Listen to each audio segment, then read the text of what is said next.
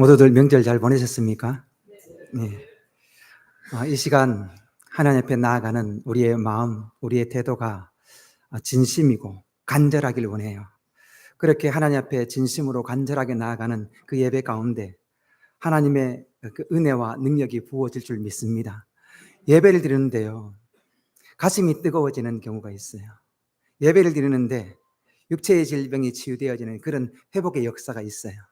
예배를 드리는데 영육이 솟아나게 되어지는 그런 은혜가 예배 가운데 여러분 있습니다. 이 시간 그런 은혜가 저와 여러분 가운데 부어지기를 간절히 축복합니다.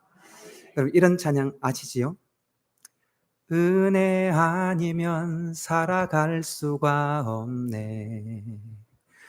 호흡마저도 다 주의 것이니 세상 평안과 위로 내게 없어도 예수, 오직 예수뿐이네. 아멘. 여러분 이 찬양의 가사가 여러분의 고백입니까? 찬양의 가사처럼 하나님의 은혜가 아니면 한순간도 살아갈 수 없는 사람들이 바로 저와 여러분들입니다. 여러분 지금까지 우리의 삶을 한번 돌아보십시오. 얼마나 많은 하나님의 은혜가 우리의 삶 가운데 있었는가요? 그렇죠? 그런 은혜를 받고 누렸다면 그 은혜 베푸신 하나님 앞에 여러분 마땅히 어떤 태도로 하나님께 반응해야 될까요? 누가복음 17장에 예수님께서 10명의 나병 환자를 고치신 사건이 나와요. 그때 9명의 사람들이 여러분 어떻게 반응하죠? 예수님으로부터 병 고침 받는 은혜를 입었음에도 불구하고 그것을 그냥 당연하게 여깁니다. 그리고 은혜 베푸신 주님께 감사도 영광도 돌리지 아니하고 은혜 받은 것을 그냥 받은 은혜를 받고 그것으로만 만족해버려요. 반면 나머지 한 사람은요, 병이 고쳐진 것을 경험한 이후에 그 병이 고쳐진 것에 만족하지 않고 치유하신 그 예수님께 감사와 영광을 돌렸는데, 여러분 이런 감사의 모습이 저와 여러분 가운데 여러분 있으시죠? 일상 가운데 하나님께서 은혜 베푸셨잖아요. 우리에게 그 하나님께 감사로 영광 돌리는 그런 삶을 살아가시지요? 그럼 은혜 베푸신 하나님께요 감사로 영광 돌려드리는 것 너무나 마땅합니다. 그죠? 그런데 이렇게 당연하고 마땅한 것을요 잘 못하는 분들이 너무나 많아요. 감사를 잘 하지 않아요. 그러다 보니 감사만 해도 그 신앙이 참 대단해 보여요. 그런데 은혜 베푸신 하나님께 감사하는 것보다 한 차원 더 깊은 은혜를 대하는 태도가 있어요. 하나님께서 행하신 일에 기뻐하고 감사하는 것으로 끝나지 않고 그것을 은혜의 증표로 삼아 더 깊은 신앙의 자리로 나아가는 것, 그것이 바로 은혜를 대하는 더 깊은 태도입니다. 오늘 본문에 나오는 나아만이 바로 여러분 이런 사람입니다. 먼저 오늘 본문으로 들어가기 앞서 한 가지 한번 여쭤볼까요? 나아만이요 아람 군대 장관으로서 세상 사람들이 하나만이라도 쥐었으면 하는 그런 부와 힘과 권력과 명예, 세상 영광을 다 지고 또 살았던 그런 사람입니다. 그것도 아람의 신, 그 림몬이라는 그런 신을 섬기면서 살았던 사람입니다. 그런 나아만이 하나님을 섬길 수 있는 그런 퍼센트를 따진다면 하나님을 믿게 될 가능성이 몇 프로일까요? 그런 나아만이 이방 사람이고 대단한 영광과 부와 명예를 가진 사람, 그것도 우상을 섬겼던 사람. 자신에게는 림몬이 우상이 아니죠, 그죠? 자신의 신이에요. 그 사람이 하나님을 믿을 만한 가능성 0.1%는 될까요? 아니요, 0.001%는요 제로입니다. 그가 하나님의 은혜를 경험하는 것은 물론이고 하나님을 믿을 가능성은 여러분 제로예요. 그가 자신의 능력으로도 어찌할 수 없는 나병이라는 그 결핍, 그 결핍이 없었다면 회복은 물론이고 본문 15절에 나오는 것처럼 여호와 외에는 다른 신이 없다는 그런 고백과 그 하나님께만 희생 제사를 드리겠다는, 하나님만 섬기겠다는 고백도 할 수 없었을 겁니다. 간혹 주변에 보시면 이 사람은 정말 안 된다, 이 사람은 믿을 가능성이 전혀 없다라고 여겨지는 그런 분들이 주변에 있으시죠, 그죠? 가족 중에서도 그런 분들이 계실 수 있어요. 여러분, 그렇게 가능성 없는 사람도 하나님께서 역사하시면요, 아내가 교회 간다고 머리끄댕이 잡고 교회에서 땡겨냈던 사람이에요.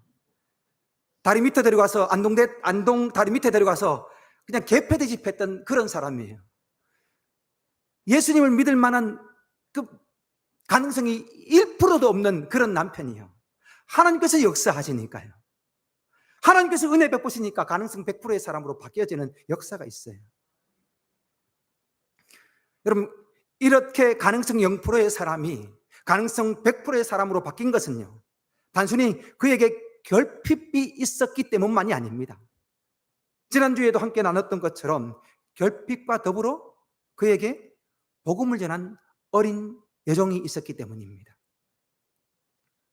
그에게 우리 주인이 사마리아에 계신 선지자를 만났다면 이 병을 치유할 수 있었을 것이라고, 그렇게 여종의 짧고도 분명한 복음이 그에게 전해졌기 때문에, 그런 복음이 전해지지 않았다면, 그리고 그 복음이 전해져도 이 복음을 듣고도 무시했다면 그는 여전히 가능성 없는 자로 살았을 것입니다. 여러분, 우리가 복음을 전해야 될 이유가 바로 여기에 있습니다. 가족이든 주변 사람들이든 친지들이든 우리 주변을 보면 믿음의 가능성이 0%처럼 보이는 사람들이 있어요. 그런 사람들에게 우리가 짧지만 분명한 복음을 전할 때 그 복음을 듣는 사람들이 가능성 100%로 바뀌는 그런 역사가 여러분 있습니다. 우리의 말에 의해서가 아니에요. 내가 어떤 말을, 어떤 탁월한 말을, 어떤 뛰어난 말을 해서가 아니라 그 말을 사용하시는 하나님으로 인해서 그런 역사가 여러분 일어나는 것이지요. 원하기는 저와 여러분이 이런 생명의 도구로 쓰임받길 원합니다. 그래서 우리 가정과 삶의 자리에서 여전히 믿음의 0%로 있는 사람들이 100%의 사람으로 바뀌는 역사가 있게 되기를 간절히 축복합니다. 이제 엘리사의 말대로요, 요단강에서 7번 몸을 담갔던 이 나아만이 몸이 아기 피부처럼 변하는 것을 경험한, 그 회복을 하게 됩니다. 그리고 회복을 경험한 나아만이 본문 15절과 같은 그런 반응을 합니다. 여러분, 15절인데 같이 한번 읽어볼까요? 15절입니다. 시작. 나아만이 모든 군대와 함께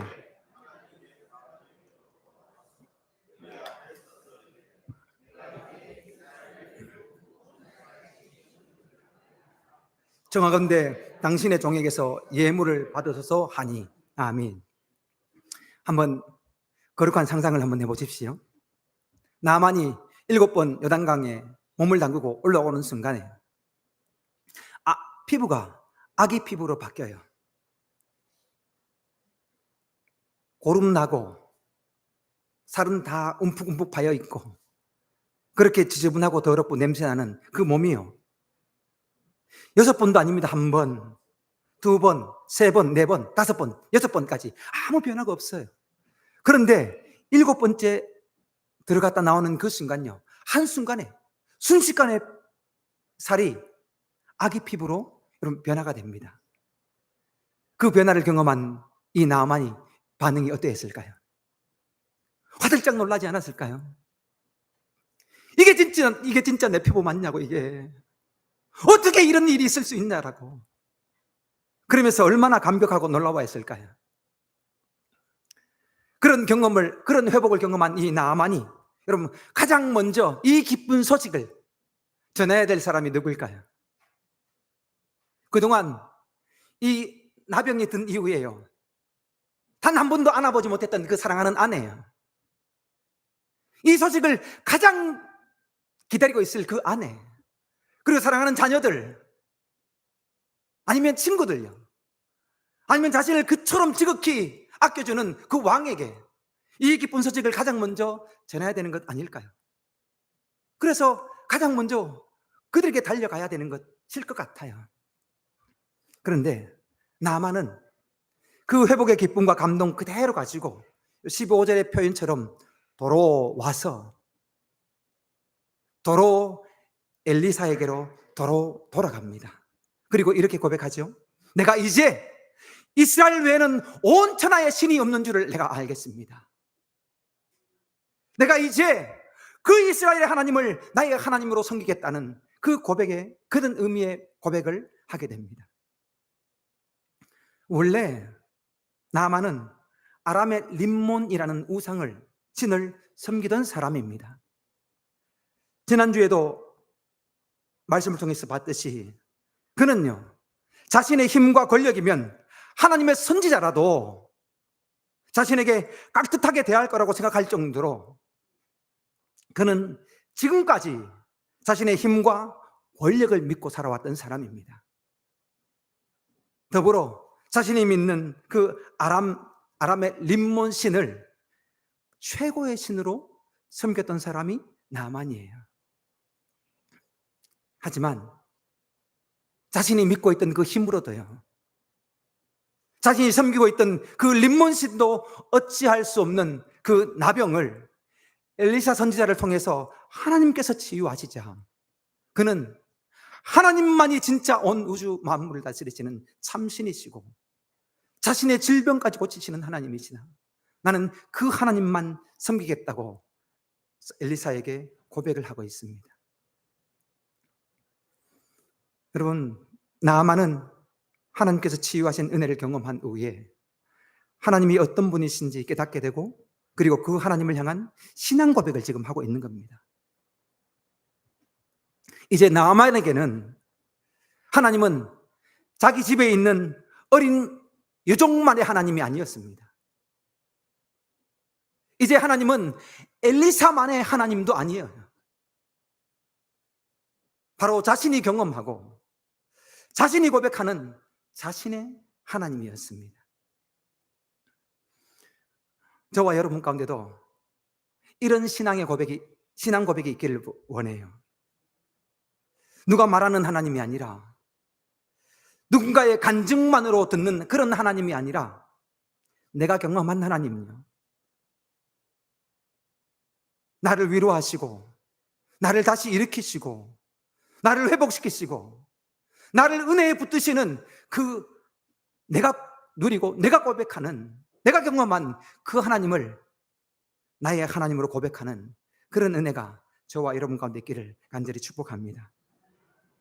그렇게 신앙 고백을 한 나아만은 엘리사에게 요청을 하는 것들이 있습니다. 먼저 17절에 보시면 노새 2마리의 실을 흙을 달라고 합니다. 여러분, 왜 흙을 달라고 한 것일까요? 왜요? 나아만은 지금까지 단 한 번도 이런 은혜를 경험한 적이 없어요. 그런데 하나님의 은혜를 이스라엘 땅에서 경험을 합니다. 자신의 은혜 받은 그 은혜의 땅이요, 하나님의 능력을 경험하고 그분이 어떤 분인지 깨달았던 그 땅의 흙을 가져가서 그 흙을 통해서라도 하나님의 은혜를 잊지 않고 기억하기를 원했던 겁니다. 또한 그 흙 위에서라도 오직 하나님께만 예배하고 하나님만 섬기기 위해 그 흙을 달라고 한 것이지요.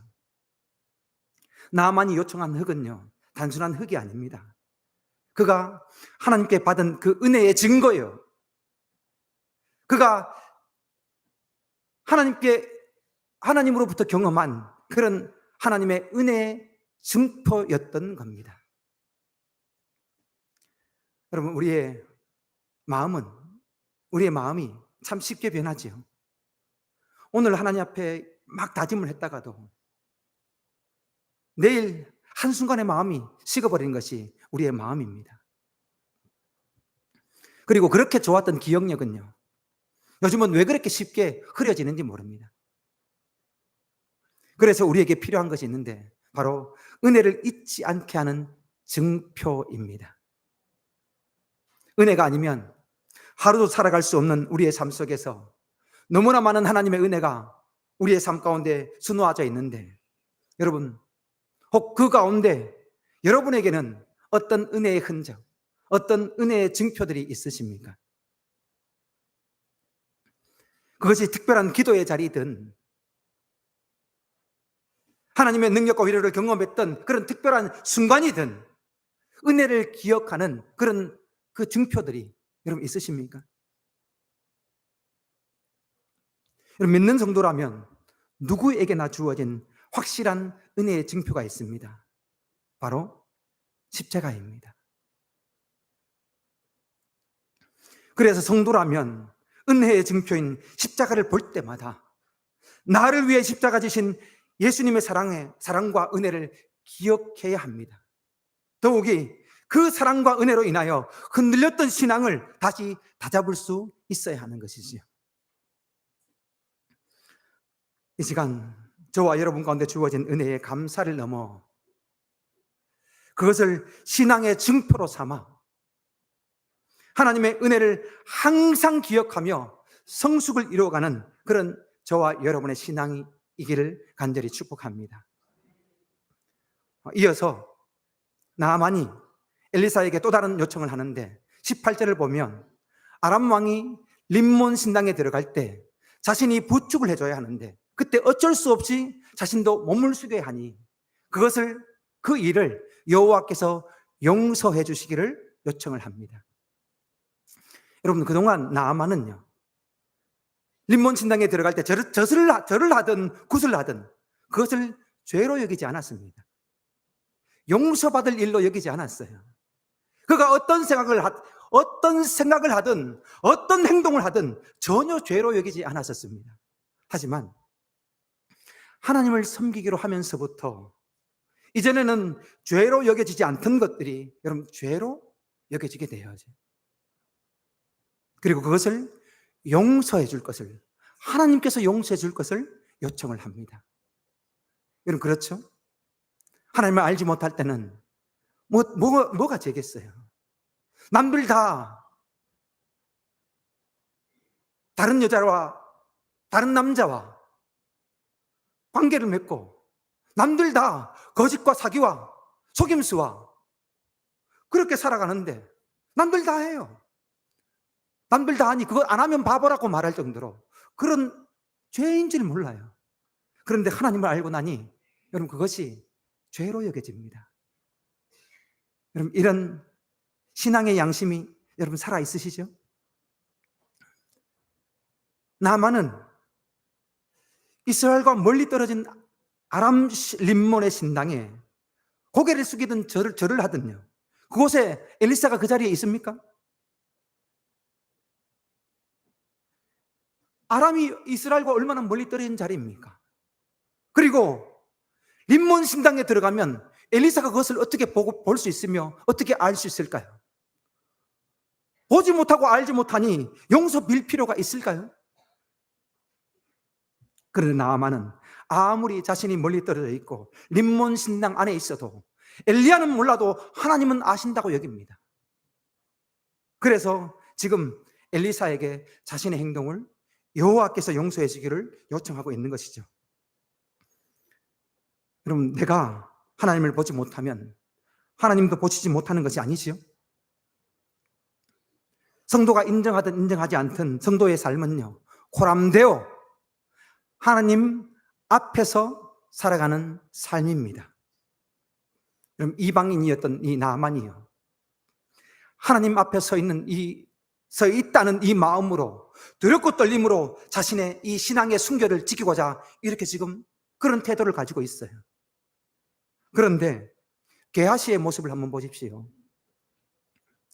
엘리사의 사환으로 범사의 하나님의 살아계심과 그분의 역사를 직간접적으로 경험한 사람이 게하시입니다.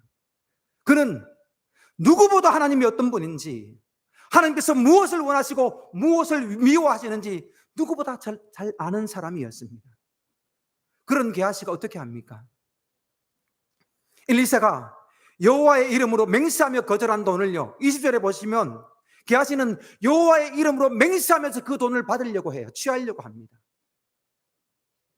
명분은요, 엘리사의 이름을 팔고, 명분은 에브라임에서 왔던 그 두 신학생이 있대요. 신학생이, 선지자 학생이. 그들이 어려우니 그들에게 돈을 좀 나눠야 된다. 옷을 좀 나눠야 된다. 그 명분으로 갔는데 진짜 그런가요? 자기가 착복하려고 하죠. 그래서 불이 나게 나아만을 따라갔고, 나아만에게 엘리사의 이름을 팔아서, 여러분, 은 2달란트, 엄청난 돈입니다. 2달란트와 엄청난 멋진 명품 옷 2벌을 받습니다. 그리고 돌아와서 엘리사 앞에 섰는데 엘리사가 어떻게 묻죠? 게하시야, 네가 어디서 오느냐? 게하시야, 네가 어디서 오느냐? 라고 묻자 게하시가 어떻게 반응합니까? 아무 데도 가지 않았대요. 그게 무슨 말입니까? 어디서 오다뇨? 나 아무 데도 간 적이 없습니다. 그런 거짓말을 해요. 그럼 게하시와 나아만의 차이가 보이시죠? 게하시는 엘리사가 보고 있다고 해도 나아만에게 돈을 받으려고 했을까요? 하나님이 알고 계신다고 해도 게하시가 이런 행동을 할 수 있었을까요? 게하시는 자신이 하나님을 못 보니 하나님도 보지 못하신다고 알아요. 엘리사가 그 자리에 없으니 엘리사도 모른다고 알아요. 생각을 해요. 자신이 하나님의 음성을 듣지 못하니 하나님도 자신의 음성을 듣지 못한다고 생각을 합니다.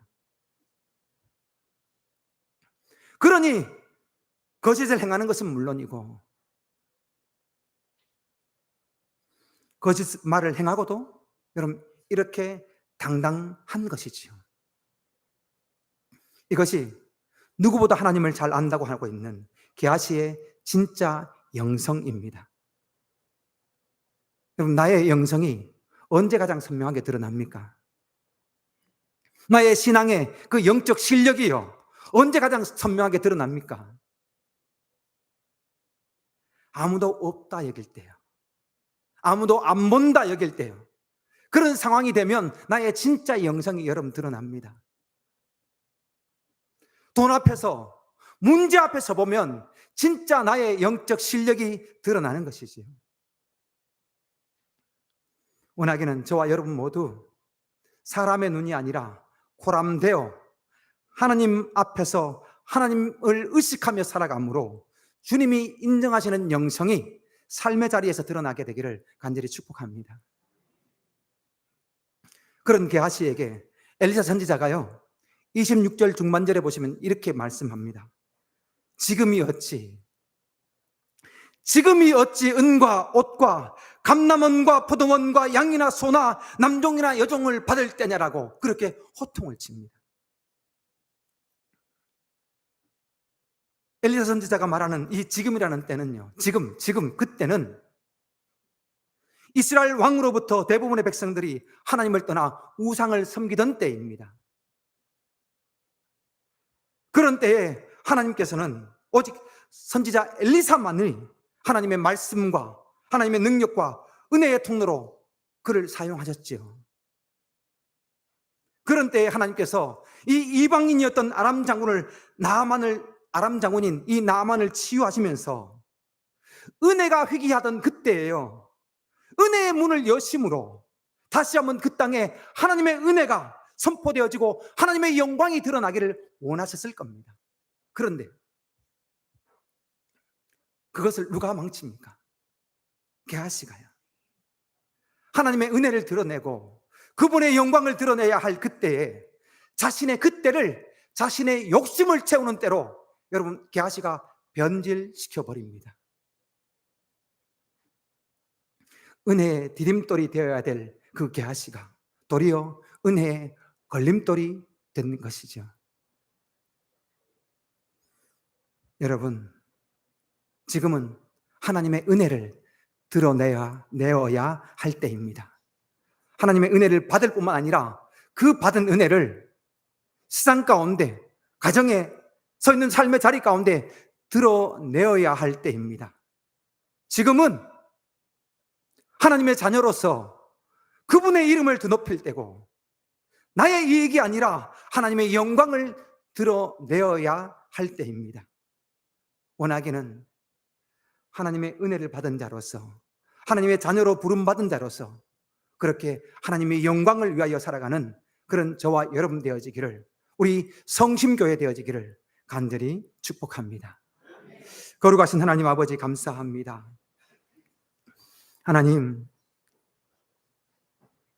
은혜 아니면 살아갈 수 없다고 고백했던 것처럼 우리의 삶을 돌아보면 하나님의 은혜가 얼마나 많이 수놓아져 있는지요. 그 은혜에 어떻게 반응하고 있습니까? 은혜에 감사할 뿐만 아니라 그 은혜를 증표로 삼아 주께서 우리 가운데 구원을 베푸신 것처럼 믿음의 0%의 사람을 믿음의 100%의 사람으로 변화시키기 위해서 그 복음의 증인으로 서 있는지요. 그 은혜와 축복의 통로로 하나님을 영화롭게 하며 주의 구원을 이뤄가고 있는지 이 시간 우리의 모습을 깊이 돌아보길 원합니다. 그런 은혜의 사람, 그런 축복의 사람으로 살아가길 원하오니 우리를 그렇게 사용하여 주옵소서. 감사하며 거룩하신 예수님의 이름으로 기도하옵나이다. 아멘.